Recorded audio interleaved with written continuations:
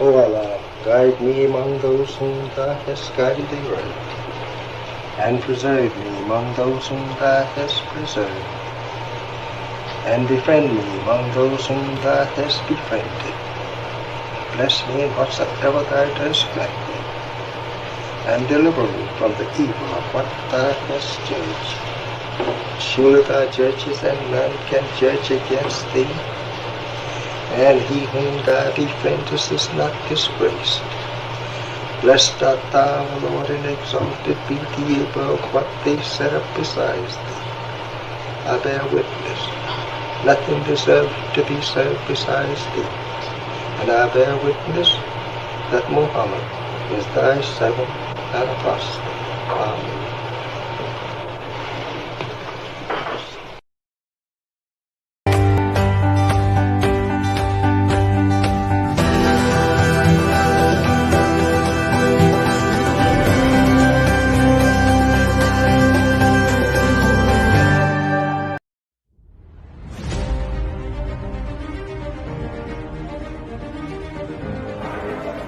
You belong to yourself.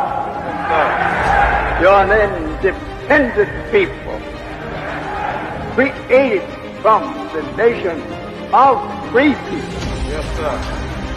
You don't need to go nowhere but to yourself. Yes, So the challenge is an education that enlivens us to do business.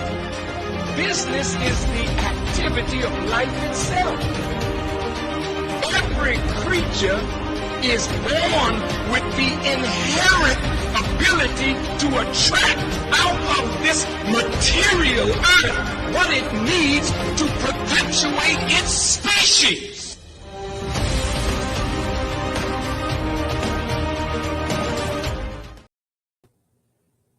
Assalamu alaikum. All right, y'all, it's on. Welcome to the Mode Today, or the Mind of an Entrepreneur Today series on manifestation, and we're discussing the accomplishments of the Muslims. So make sure you go to manifestationclass.com to get your copy of the ebook that you can use as a companion to these discussions. And if you missed last week's presentation, where we had a special screening of the movie A Nation of Common Sense, courtesy of the NOI Archives and student minister Carlos Muhammad, you got to go back and check that show out. It was epic, and it set the stage for what we're doing today. Make sure that you like and subscribe to the page, and be sure to tell a friend. So for those of you who don't know, the series is an extension of my brand, The Mind of an Entrepreneur Today, or Mode Today for short. I developed these series back in 2011 and made them a part of my weekly radio broadcast.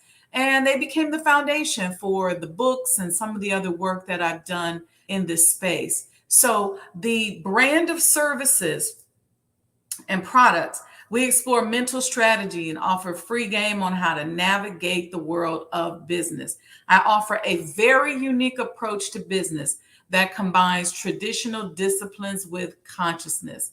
I'm an international businesswoman, an industry disruptor, global thought leader, philanthropist, and master business and real estate developer. And I'm striving to become a god and a very powerful manifester. So thank you for being here this evening. Again, make sure you like and subscribe to the page. I'm so excited.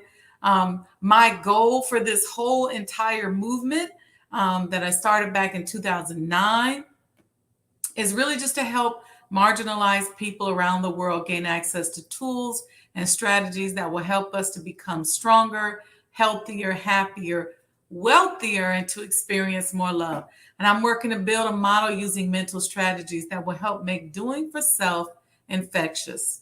So I have some clients that just completed their 4-week customized one-on-one coaching with me. Some of the topics include emotional intelligence, money psychology, business consulting for your business, business development and expansion, any kind of strategizing. If your business is in trouble, I can help I have a plethora of experience in this area. Business is that's kind of my thing. That's my little mojo. And I've been doing it since I was very young. I've developed over $500 million in businesses. And so if you go to the link in my bio on IG or Facebook, and you'll see where you can book a session. And like I said, there's 4 new slots available.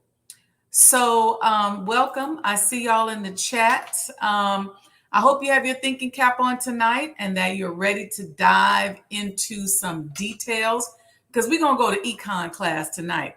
Go grab you something to drink, get a notebook, and get comfortable. We have a lot of information to cover. While you're on break, donate to this platform on manifestation, economic development, and mental strategies. Just go to Cash App, $Mo today. So we're going to take our first break of the evening. I'm going to build in some breaks because it's a lot of information. So I want you to get settled, okay? Because we got to work on calibrating ourselves. During this break, take a deep breath, get you something to drink. We're going to have a quick announcement. We'll be right back with our study on the accomplishments of the Muslims. Assalamu alaikum. This is Sister Sajdah Muhammad. Join us for Donate and Sip 2. We are hosting an event to help raise funds for the completion of the Honorable Elijah Muhammad House Museum. The event will take place Saturday, July 9th, 2022. This non-alcoholic wine and sparkling tea tasting event is sponsored by Magnolia Crescent Non-Alcoholic Winery and will be held at the historic Honorable Elijah Muhammad House located at 4847 South Woodlawn Avenue in the rear garden. Bring a friend, come by, and celebrate this historic project with us on Saturday, July 9th, 2022 from 4 to 7 p.m. Central Time. To register for this historic event, click the link in the bio or simply go to eventbrite.com and search Donate and Sip. Capacity is limited. All right, so we're back, and I am Sajdah Wendy Muhammad, and we are talking tonight about the accomplishments of the Muslims. And we're studying. So if you don't have a copy, go to manifestationclass.com. Somebody can put that in the chat. I think I already did earlier. I like to begin each discussion with an intention or goal. And my intention with this series is to calibrate us to the accomplishments of the Muslims. I'm very serious. We talked last week about the meaning of calibration. So go back and listen to that discussion to learn more about that concept. Spiritually, we want to align ourselves with the mindset and vibration of what was given to us as an example of what we can do. There's a calibrated level of consciousness that I intend for us to collectively achieve by discussing and studying this topic. I hope this study changes your soul imprint, because a mind once expanded can never be contracted.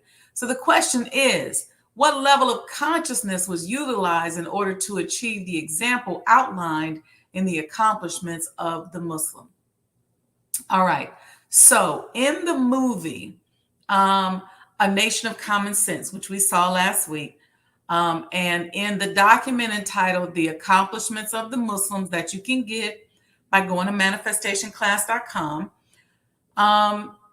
we're given an overview of those accomplishments that I want to highlight for us right now. But before we do that, let's talk about the economy in the 1970s.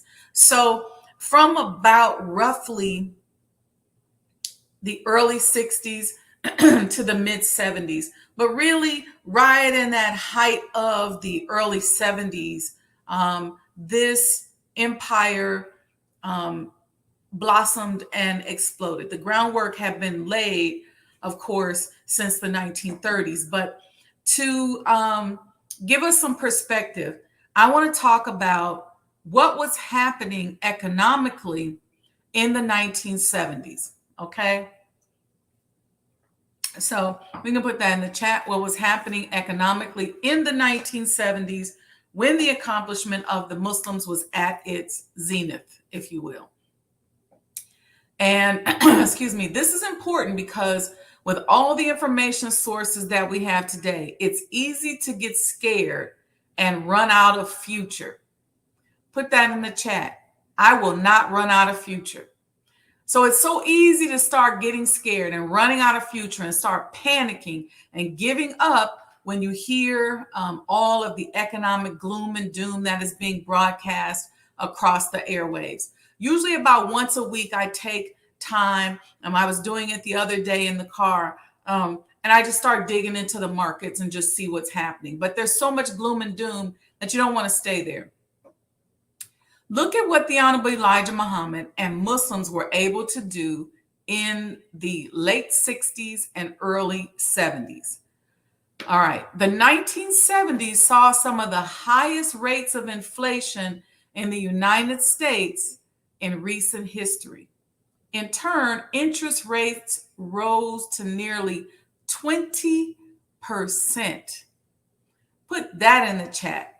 Interest rates of 20% in the 1970s.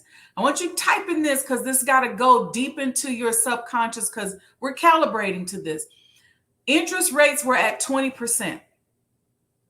Today, interest rates are around 5 to 7%. Fed policy, the abandonment of the gold window, Keynesian economic policy, and market psychology all contributed to the high inflation. Some of you are all like, wait, what is Keynesian economic policy? I know. Let me tell you what it is. It's a way of manipulating the economy to create a specific result. Keynesian economics argues that demand drives supply and that healthy economies spend or invest more than they save. So to create jobs and boost consumer buying power during a recession, Keynes held that governments should increase spending, even if it means going into debt. Sound familiar? This policy is said to have led to the greatest inflation levels in modern economic history that lasted for about 10 years or so. And Keynesian economics, it was developed by the British economist John Maynard Keynes during the 1930s in an attempt to understand the Great Depression. All right, so all of these factors are at play in the 1970s. Fed policy, the abandonment of the gold window, Keynesian economic policy, and market psychology all contribute to the high inflation, the period during which the economic model designed by the Honorable Elijah Muhammad was being developed. So don't get brainwashed into running out of future. So we got to snap out of this thinking that, there's our future is short and bleak. Of course, we know tomorrow ain't promised to nobody, but we got to work today like we're going to be here for a minute. Meaning that sometimes we get so depressed by the marking of time and the fall of America that we start to effectively believe that we are running out of future. So instead of working to develop a new economy that will thrive and expand into the future, we become depressed. We begin to act as if we have no future. We stop caring for the future of our youth. We just leave them to their own devices. We start to move like helpless, depressed people who have no future.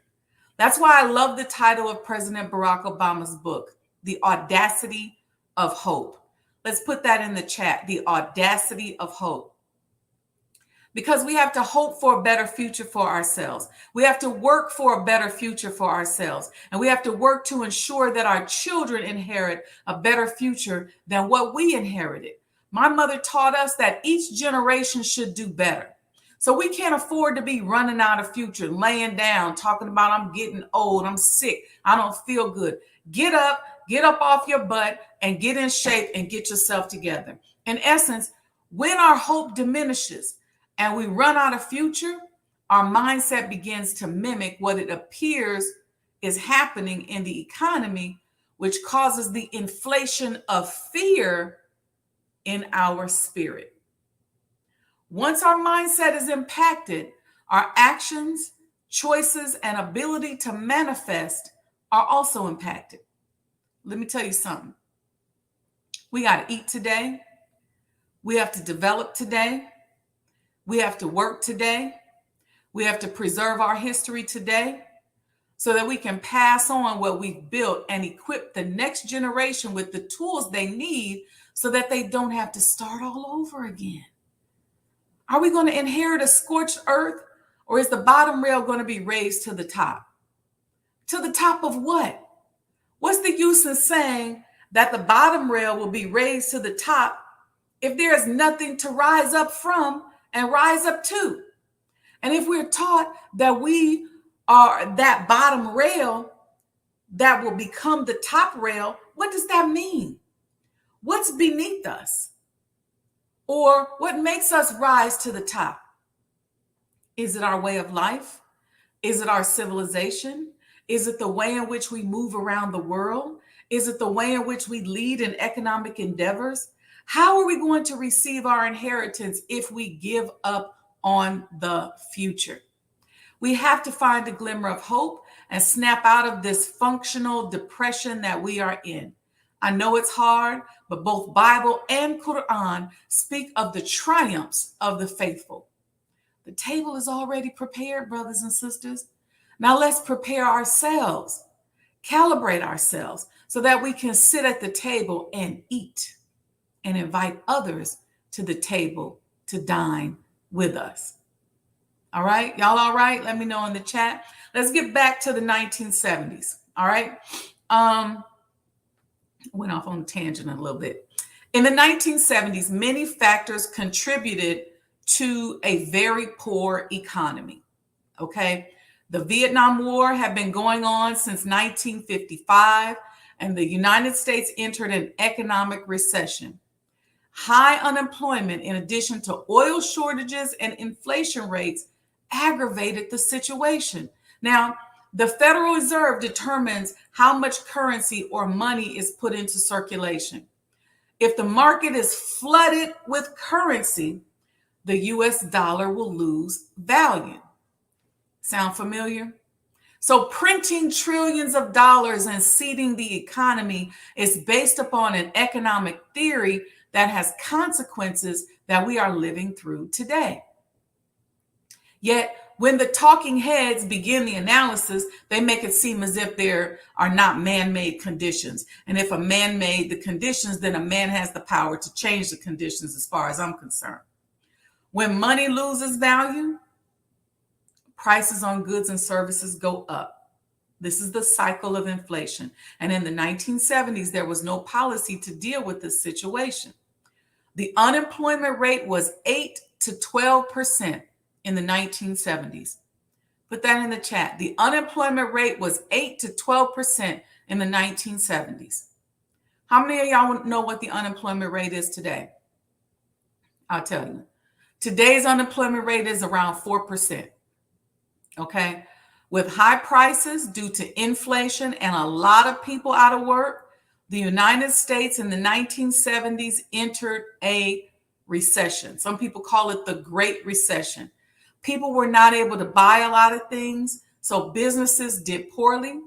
When businesses do poorly, they generally cut spending, which often means they lay off employees. Then there was the disintegration of the Bretton Woods Agreement.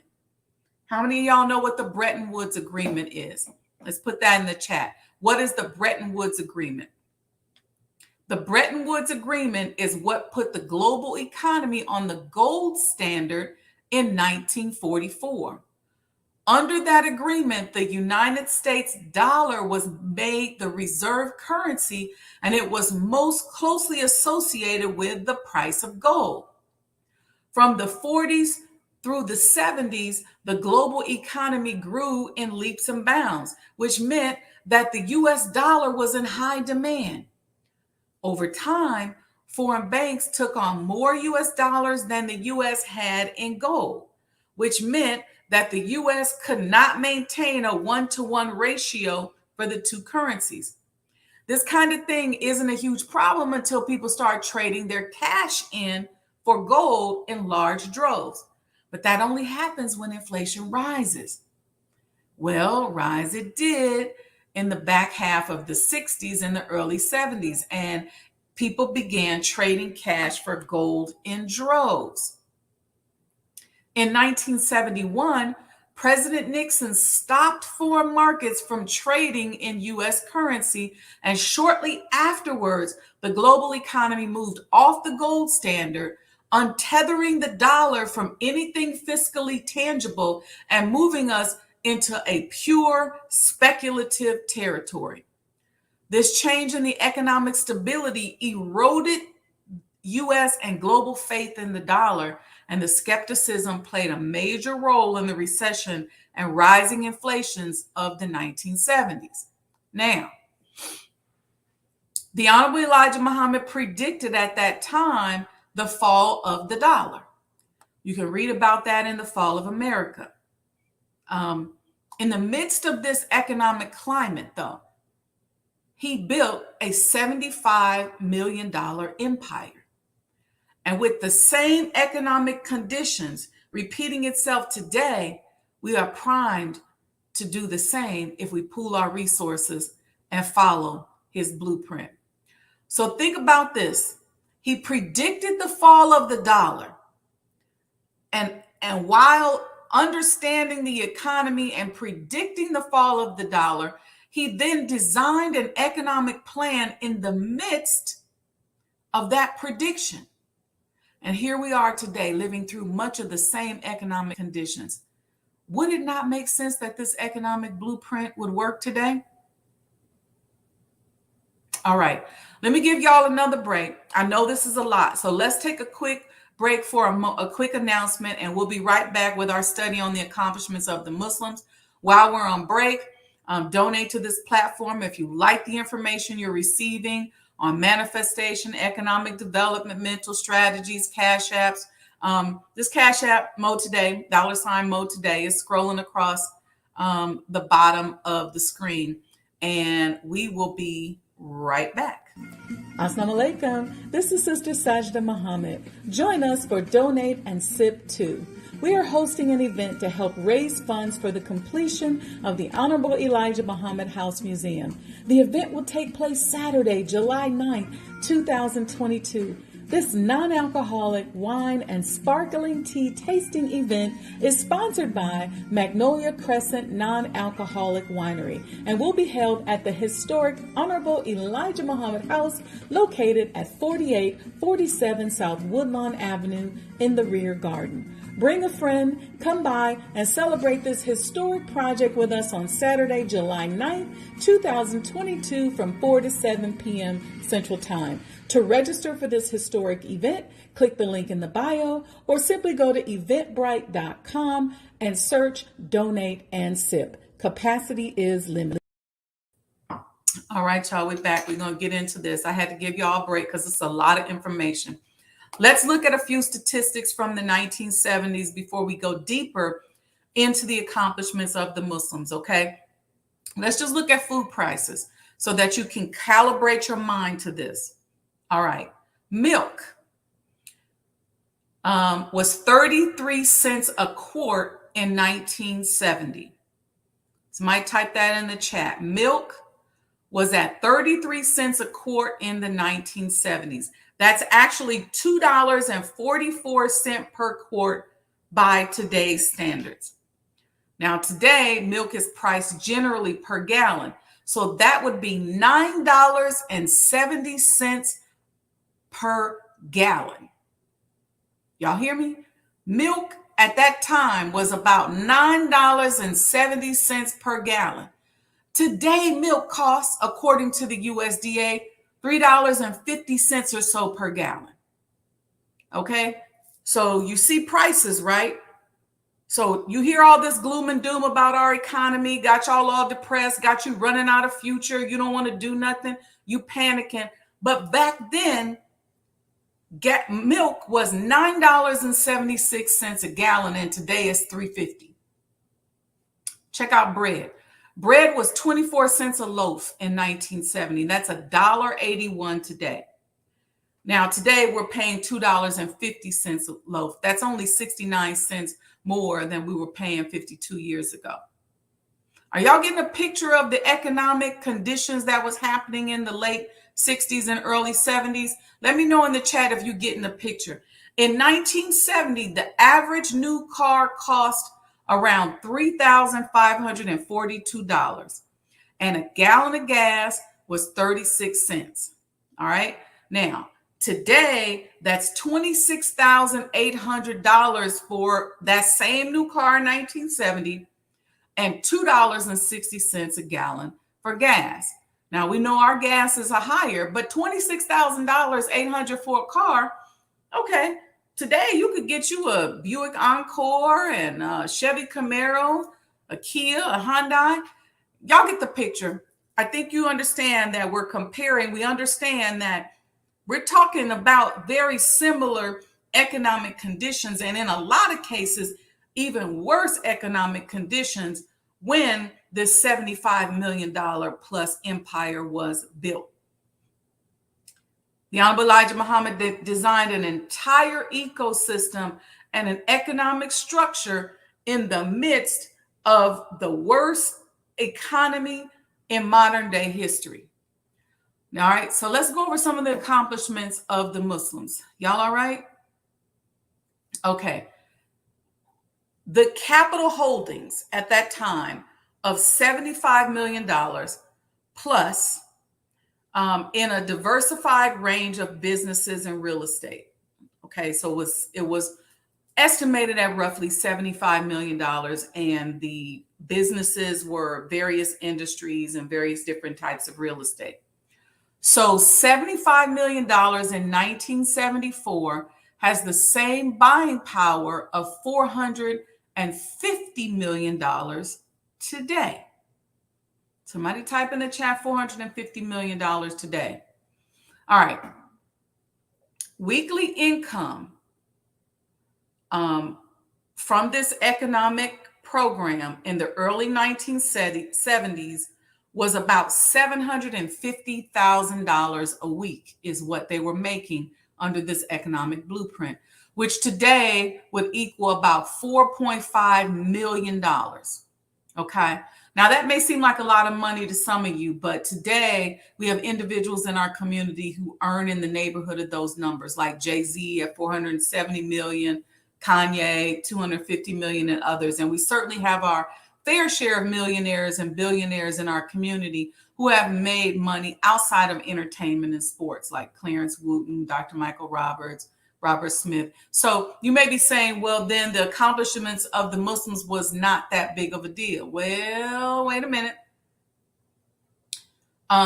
This is an important number for a number of reasons. It was based upon an economic structure that we will talk about a little today. And it also helps you understand that this was done when, according to the U.S. Census, the median money income of families in the United States was $9,870 in the 1970s.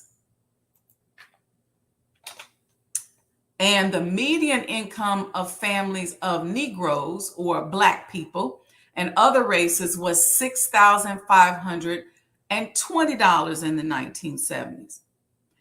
Now, check this out. In 2019, the median Black household income in the U.S. was $43,862.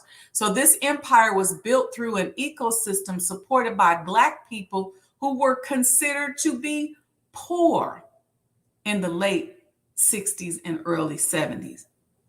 So on average, we were considered poor people when this empire was built, developed, and became successful.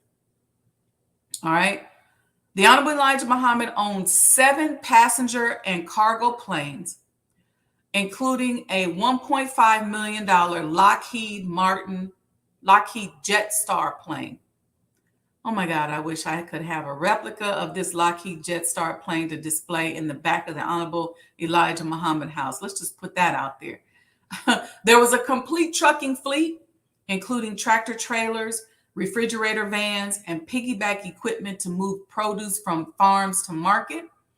There were 6 cargo vessels used to haul fish from Peru, 10 fishing boats to catch whiting fish, Fish imports were at 3 million pounds monthly. His plan was to feed the masses with good food at economical prices. Retail business included fish houses, shabazz and salam restaurants, specializing in dishes which follow Muslims' rules of diet, steak and takeout restaurants, dry cleaning, beauty shops, bakeries, barbershops, grocery, and clothing stores. Products sold came from 25,000 acres of farmland in 8 states, 9,000 acres in Alabama, 5,000 acres in Georgia, and 1,000 acres in Michigan. Beef, poultry, grain, and eggs were sold in retail stores located in major cities throughout the United States. There was cold storage, meat processing plants, and fleets of delivery trucks in both New York and Chicago. Check this out. The Chicago stores paid $1 million in sales tax annually. So there was a healthy contribution to the tax structure of the state by the Muslims under the economic program of the Honorable Elijah Muhammad. That's about $7.5 million annually in today's money. Okay? And about 25% of the state's revenue, if you guys don't know this, comes from sales tax. So we were contributing in a very healthy way to the economy of our city and state. So this structure is beneficial not only to the city, but to the state as well. And now I would move that we become exempt from sales tax in our community under this plan, because we're owed reparations and compensation for the years of economic disparities. We're going to be going into food deserts and healthcare deserts and things like that. So we should get a break, but that's a whole nother discussion.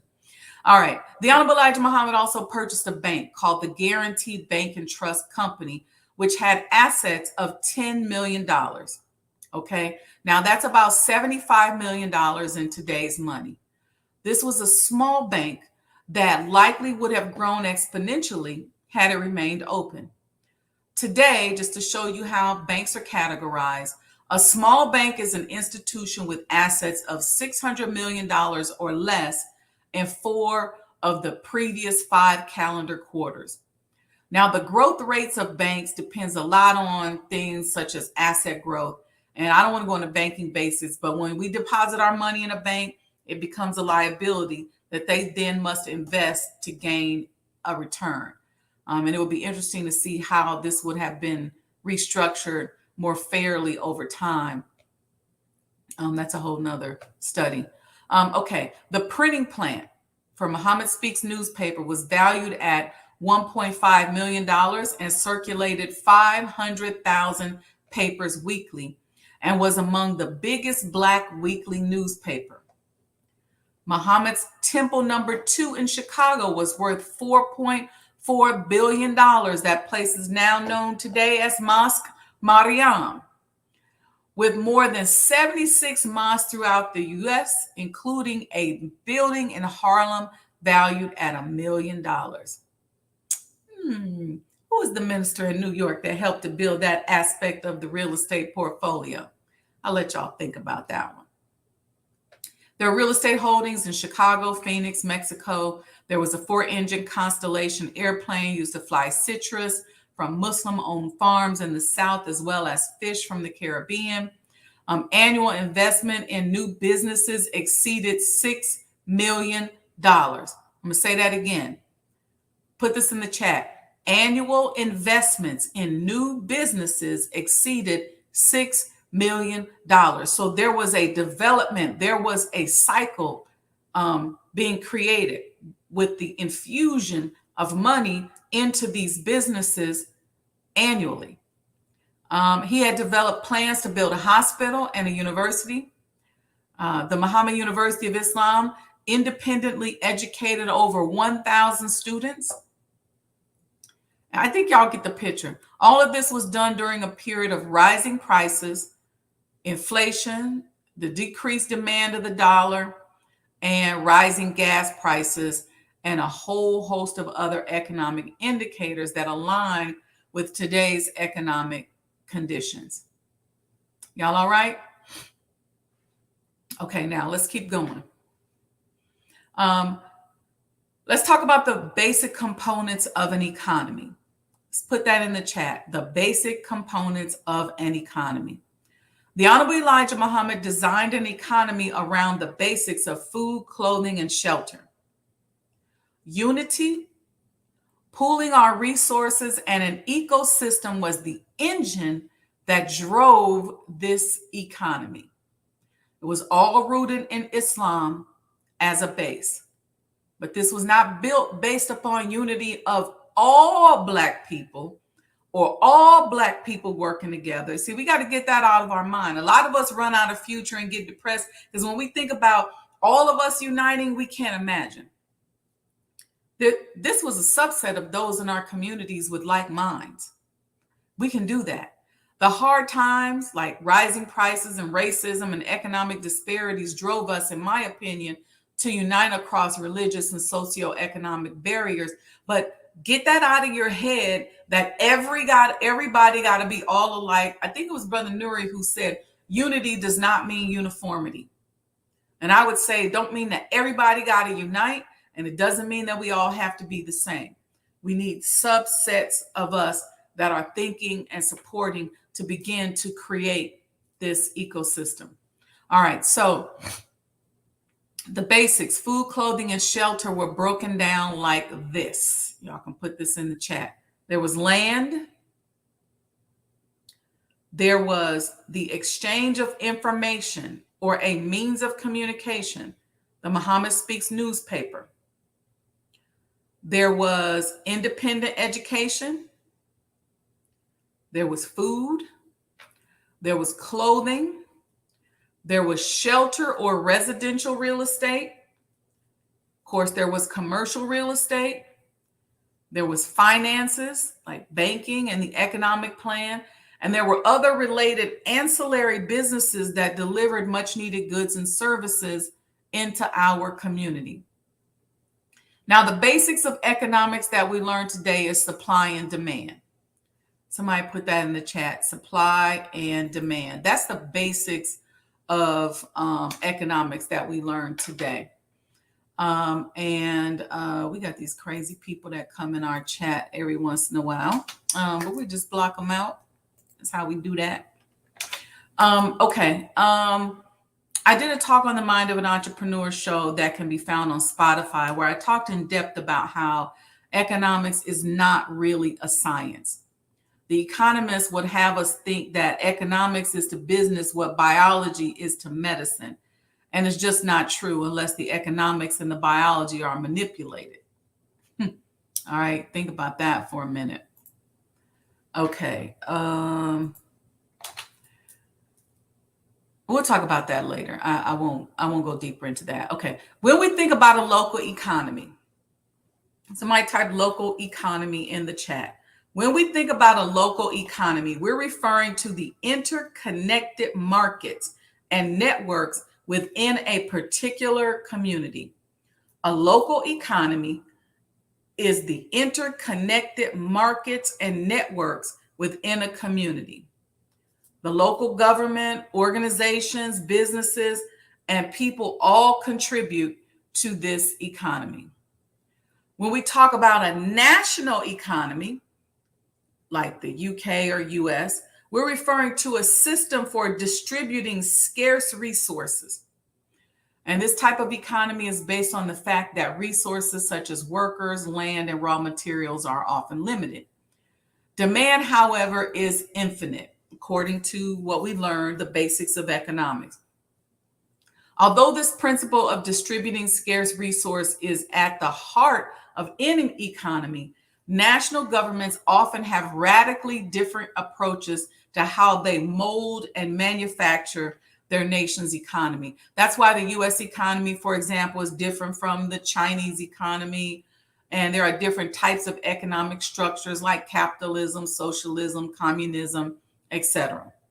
Now, by the time we could move resources and produce across borders, these national economies again became part of a much wider network of interconnected nations. And this interconnectedness that we are seeing today is the makings of what we now call a global economy. This type of international trading and exchange was established and institutionalized as a primary component of the economic blueprint demonstrated by the Honorable Elijah Muhammad. I hope y'all get this. International trading was a staple. So the concept of a global economy was baked into his economic blueprint. So if you go to Investopedia, an economy is formed whenever a group of people combine their skills, interests, and desire to trade with others. I'm going to say that again so y'all can type that in the chat. An economy is formed whenever a group of people combine their skills, interests, and desire to trade with others.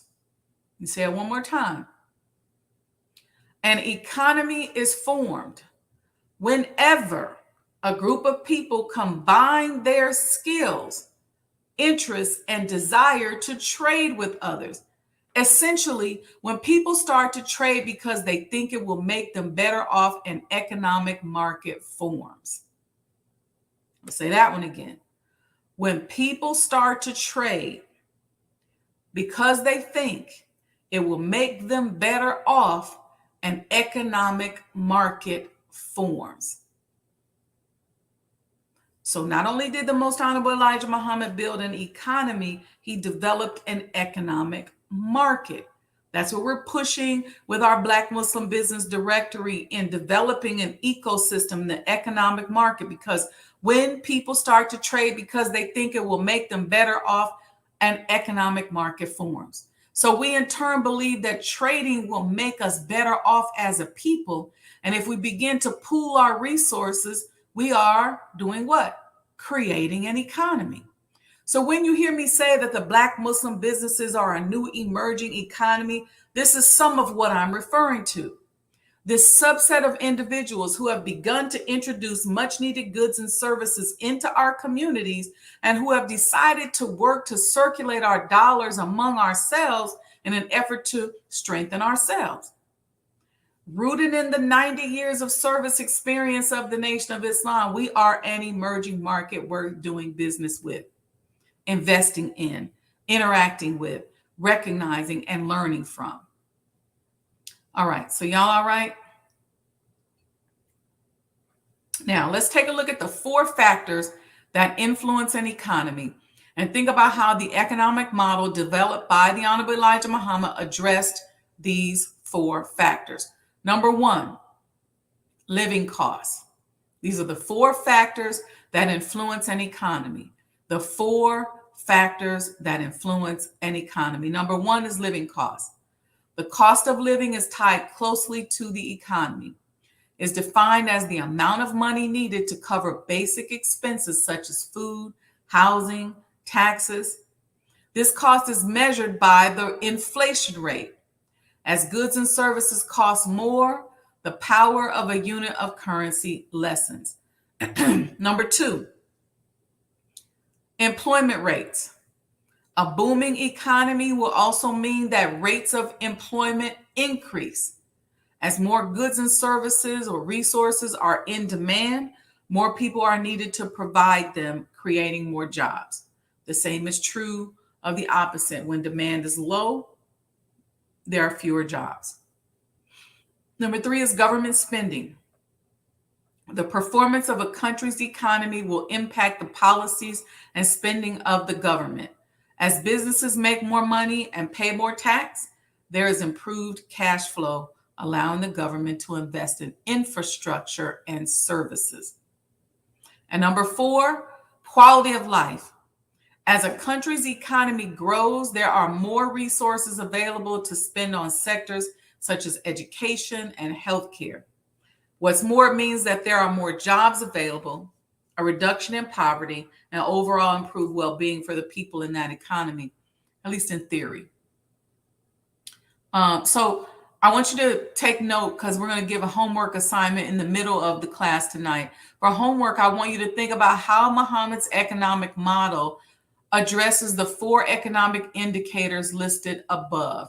Let me give them to you again. 4 factors that influence an economy: living costs or cost of living, employment rates, government spending, and quality of life. Listen, the Black man in America faces a serious economic problem. Now, in the message to the Black man in America, the Honorable Elijah Muhammad said that with the help of Allah, we can solve our own problems. He goes on to say that the truth must be recognized by the Black man. He himself has assisted greatly in creating this serious problem of unemployment, insecurity, and lack. That's heavy right there. Before the Black man can begin to gain economic security, he must be awakened from the dead and gain knowledge, understanding, wisdom, which will enable him to follow my teachings, meaning the Honorable Elijah Muhammad speaking in Message to the Black Man. Islam, and only Islam, will point the way out of the entanglement of want in the midst of plenty for the followers of Islam, the true religion of the Black nation. Know thyself and be yourself. Islam makes a true brother to brother.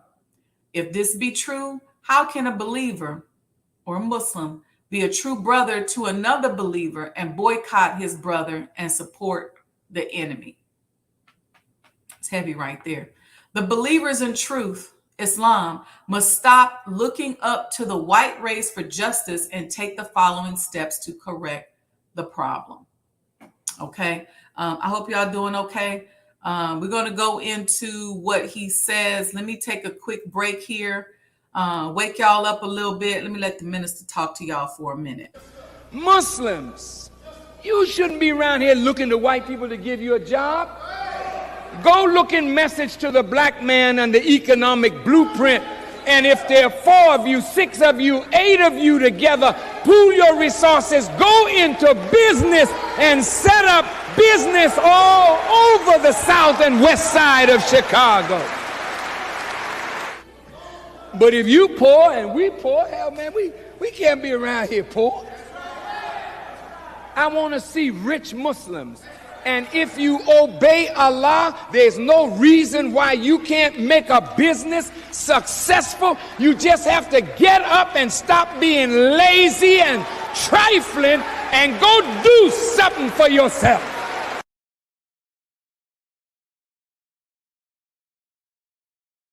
Did that wake y'all up? All right. Okay. Let's go back. Let's get back into this. We on the final stretch here.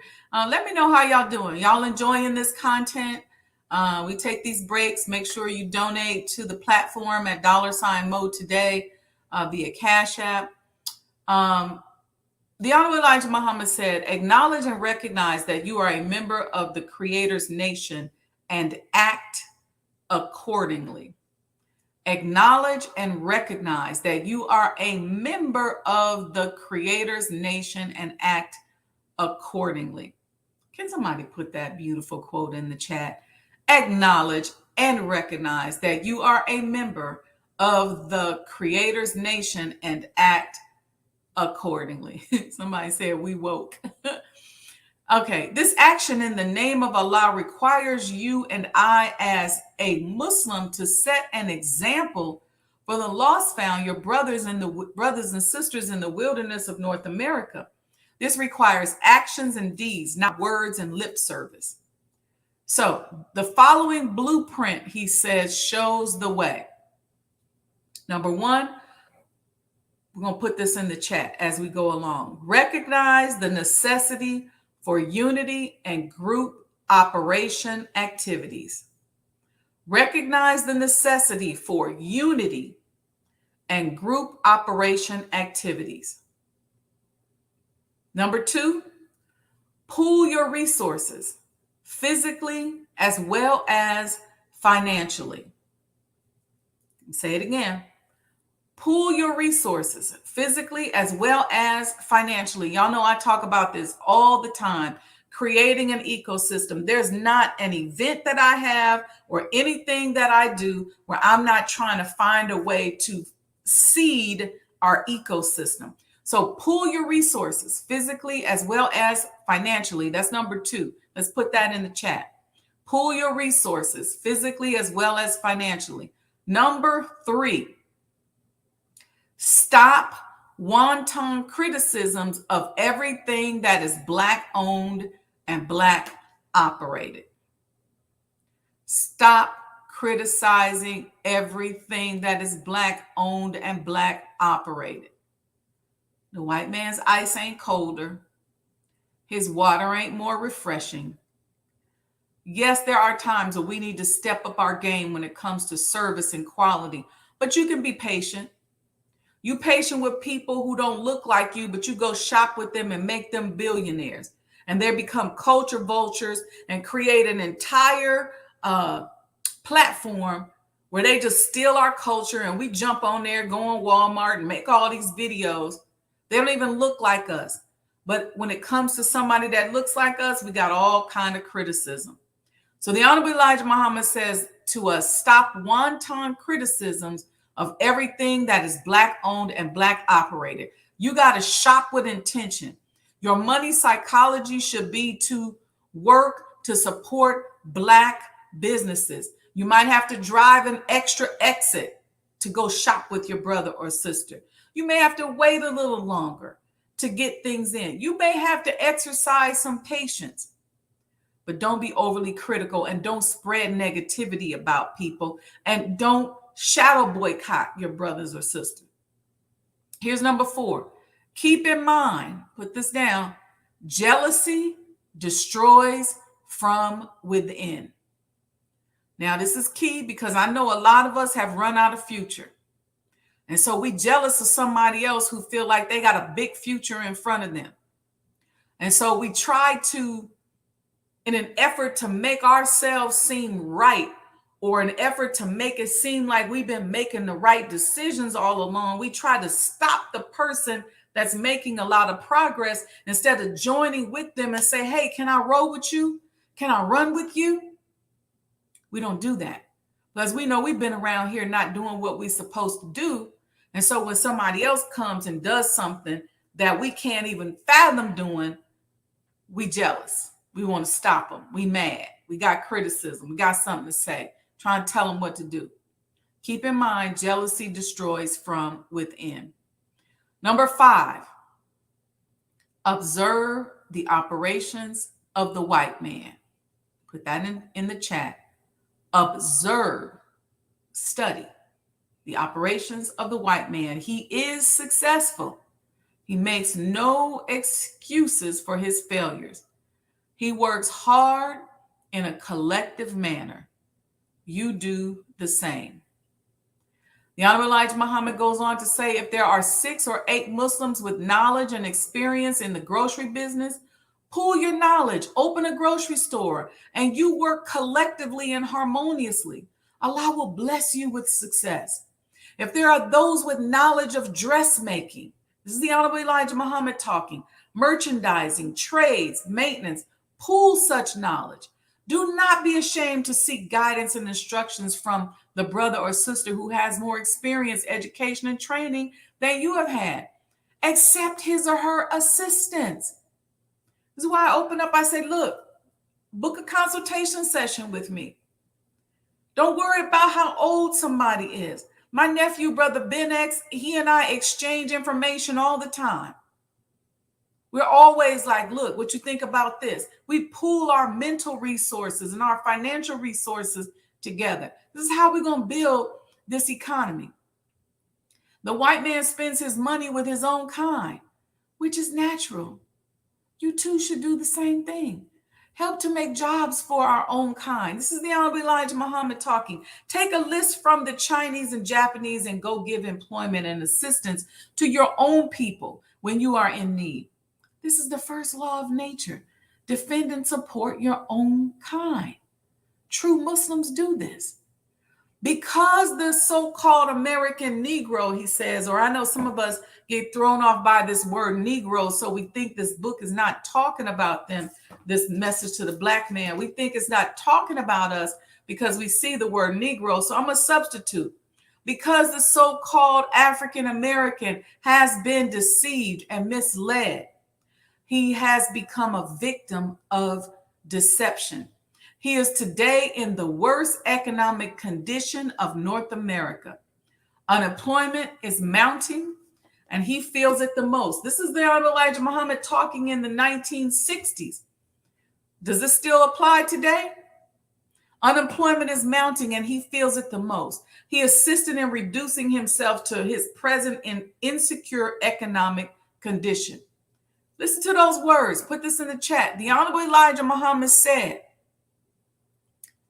that we as Black people have assisted in reducing ourselves to our present insecure economic condition.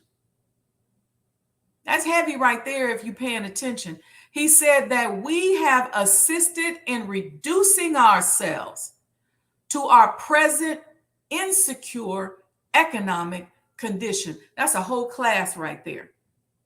Then he goes on to say, you, the Black man, are the only members of the human race that deliberately walk past the place of business of one of your own kind, a Black man, and spend dollars with your natural enemy.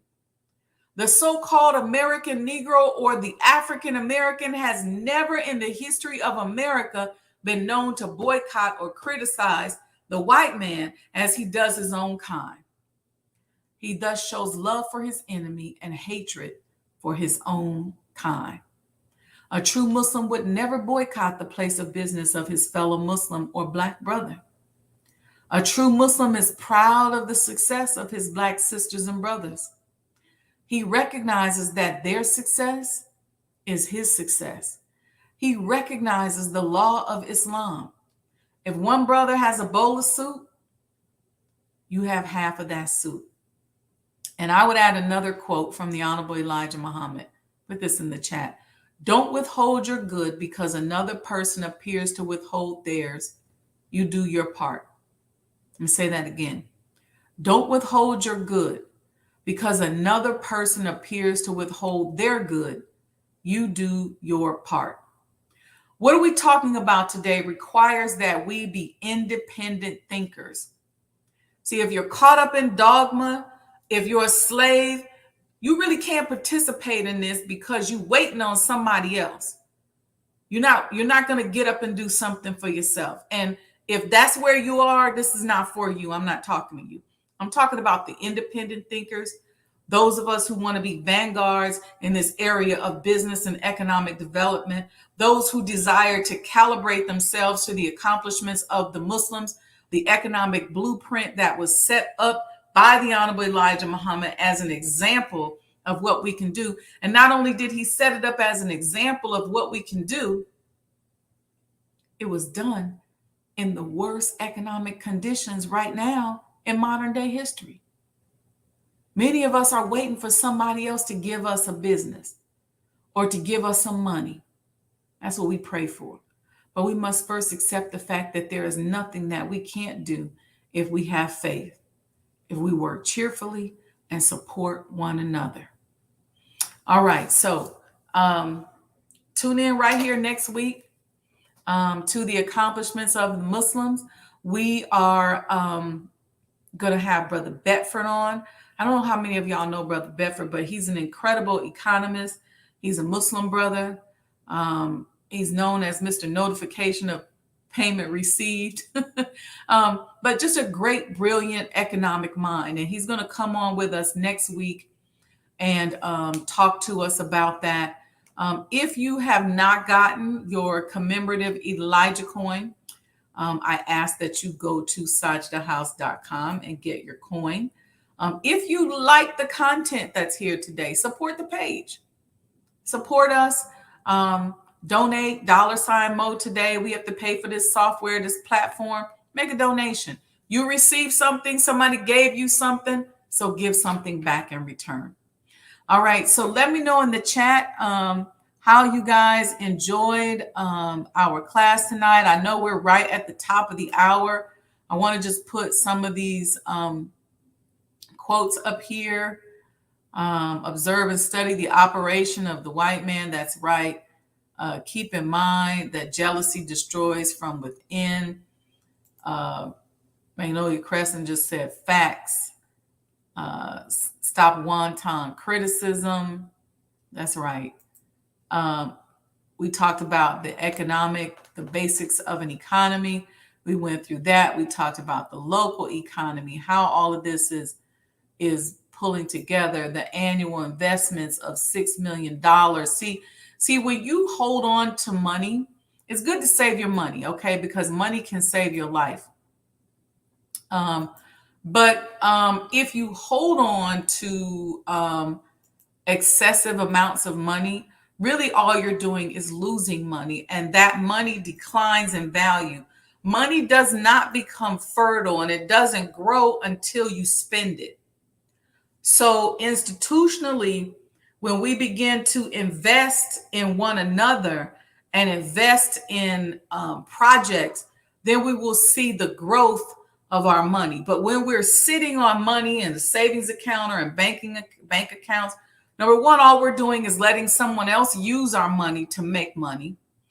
But then we're also losing money as the value of that dollar begins to decrease. So the idea is that we have to invest it, and we have to invest in one another. We have to make what we received out of the fertility of other people become fertile by sharing it and spending it and investing it. Does that make sense? So you don't make money by money sitting up in the bank. You actually lose money. See, because not only do you lose money, you're literally just saying to somebody else, here, take my money and make money off of it. So while you're making money, I'm going to lose money. So if you're a big institution and that's your mindset, we're just going to hoard up a bunch of cash. And let's say you got $10 million in a bank account and you are in a race, if you will, against time, against survival. You're losing by just sitting on dollars, because what you're saying to your enemy is this: I'm going to let you make money off of me, and I'm going to lose money while I'm letting you make money. Do you understand how that don't make sense? The scales don't balance. So you have to find a way to find a healthy way to invest that money into projects, because the money does not become fertile until you expend it. We have to build this economy. All right. So we have to come together. There's all kinds of projects out there. We got a lot of Muslims in the Black Muslim Business Directory. I've got Sajdah House, the development of the Honorable Elijah Muhammad House, preserving our history. That's a whole nother subject, because we are really on the verge of our modern history becoming extinct if we don't get up off of our butt and start to work to preserve it. Because all it takes is another generation who has no idea who Martin Luther King is, who, most people don't even know who the Honorable Elijah Muhammad is. A lot of young people don't even know who the Honorable Minister Louis Farrakhan is. And as that history, as those houses and these properties start to get torn down and new creativity is sucked up by the culture vultures, then the history of the true creators of this content, the music, these concepts, begins to die out. Then here we are sitting with an organization that is really just an antiquated organization that no one pays attention to. So what we want to make sure that we're doing for our nation is that we're preserving. See, those of us as individual entrepreneurs and people in our economy, we got to get up and do something for ourselves, because it is us collectively and what we're doing that uplifts the teachings and demonstrates that not only that Allah really did come in the person of Master Prophet Muhammad, but that by subscribing to this supreme wisdom and adopting this supreme wisdom as part of our way of life, you can definitely improve your condition literally overnight. So it's up to us. Okay, so we have to get up. We got to stop running out of future. We got to stop acting like we waiting for the earth to get scorched. Look, if it ends tomorrow, we ought to go down fighting. We ought to go down successful. We ought to go down developing civilization, and we ought to go down leaving a mark on this earth. All right, family. So with that, I hope y'all enjoyed yourself. We'll see you all next week. You may have to go back and listen to this class. How many of you all feel like you're starting to calibrate yourself with the accomplishments of the Muslims? Yeah, that's right, Sister Sandra. Just like the Monet brother you showed yesterday, sad but true. And if we don't get ourselves together, we're gonna see that more and more. I think this period of between the early the mid 1900s to the 70s, that whole chunk of our history, between the crack epidemic, between the Great Migration and urban and the destruction of our urban properties, that whole chunk of our history is subject to become extinct, when in fact it is that part of our history that is really the foundation that the current pop culture and the current world culture stands on today. It's the culture of Black people that happens in everyday houses and everyday communities and everyday neighborhoods by everyday Black people like you and I. So let's preserve our history. Support the renovation and restoration of the former home of the Most Honorable Elijah Muhammad. Go to Sajdah House donations. Let me put that on the screen for you. Make a donation. You can either Cash App to support the platform, but I prefer that you go to Sajdah House donations, make a donation, get your commemorative Elijah coin, and we will see you all, inshallah, next week. Peace and blessings, family. I hope y'all got something out of this. Talk to you soon.